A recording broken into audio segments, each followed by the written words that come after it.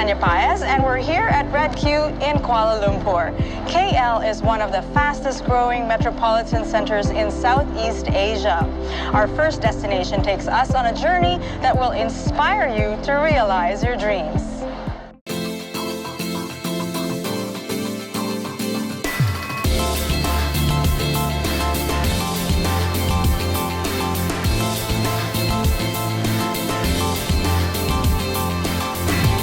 As we get to know AirAsia CEO Tony Fernandes, watch and learn how the man with the red cap turned an ailing airline into the world's best, knitting together Asia's diverse communities and cultures.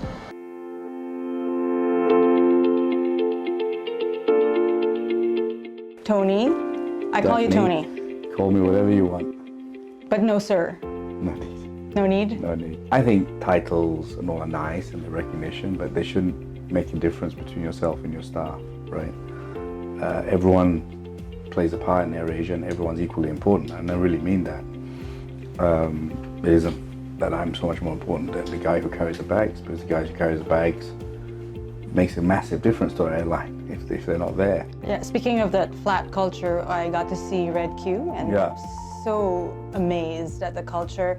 It felt like a media company, because you know, like Google and very dynamic and open. And is that something that you deliberately designed? I mean, I worked hard at that office. It's a dream come true. It takes 16 years in the making. But our old LCCT was similar, and what you see in the Philippines is no different. It's all open plan, and I like transparency. I like openness. I find officers are actually a huge area of discontent. You know, or he's got a bigger one than mine, or he just looks at the cabin crew, or his face is the sun. And I literally, one day I came into the office with contractors and just knocked them all down.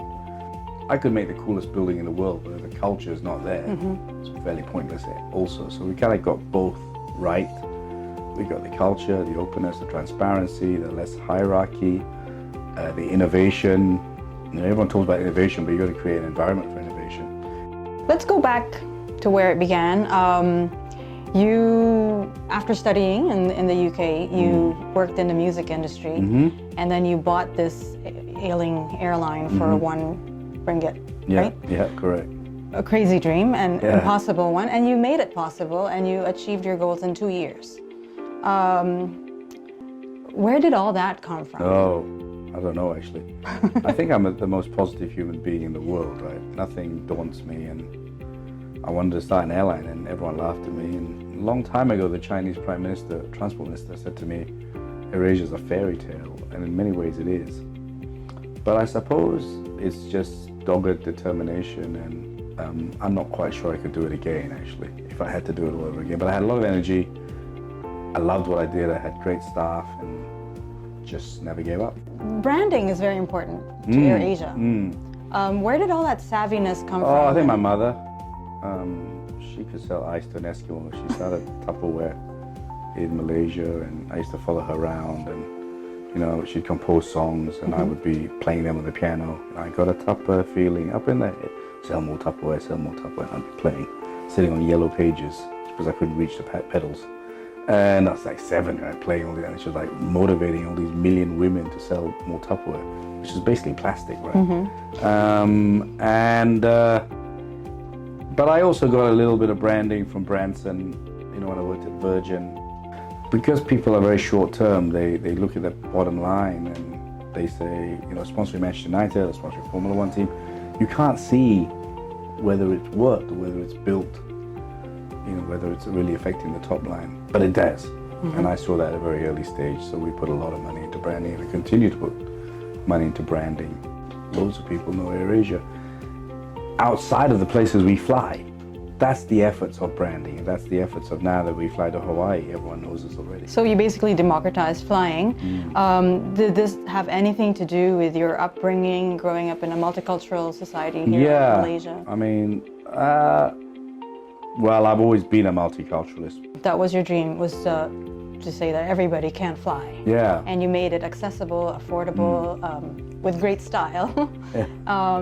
So now that it's actually happening, where does that dream the dream on continues because, you know, we I mean, my dream is that from Tacloban there'll be flights to Japan and Hong Kong, etc.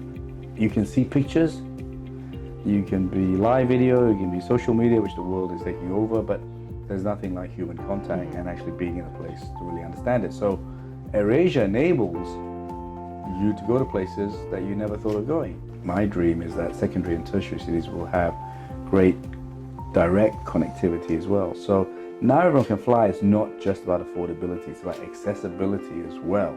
You know, we really have succeeded in integrating ASEAN a lot more, and I think travel is probably the biggest part of integrating. The frontliners are very attractive.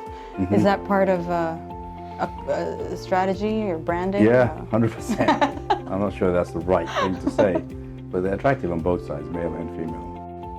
When I started the airline, low cost equals low quality, right? I decided that the frontliners were really a way of saying low cost doesn't equal low quality. The reality is we've won the world's best low cost airline 8 times in a row now.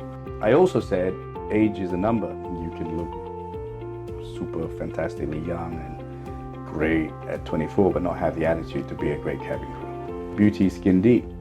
At the end of the day, it's that's how you love your job and how you're passionate about your job. What is it about your story that you wish people to learn from in achieving their own dreams I think and journey? Well, one is there's nothing special about me, and I think that is what you've got to take away from this, that an ordinary guy with some other guys and girls could create this airline. Don't let anyone tell you you can't achieve your dream. It's your dream. You've got one life. So live your day as though it's your last, and live your dreams. And if you fail, you fail, but at least you tried. You'd be surprised what you can achieve when you put your mind to it. If I listened to everybody, I wouldn't have started. I think the best thing about AirAsia that we try to tell people is that live your dream. Don't mourn, be positive. Life's much more fun when you're positive.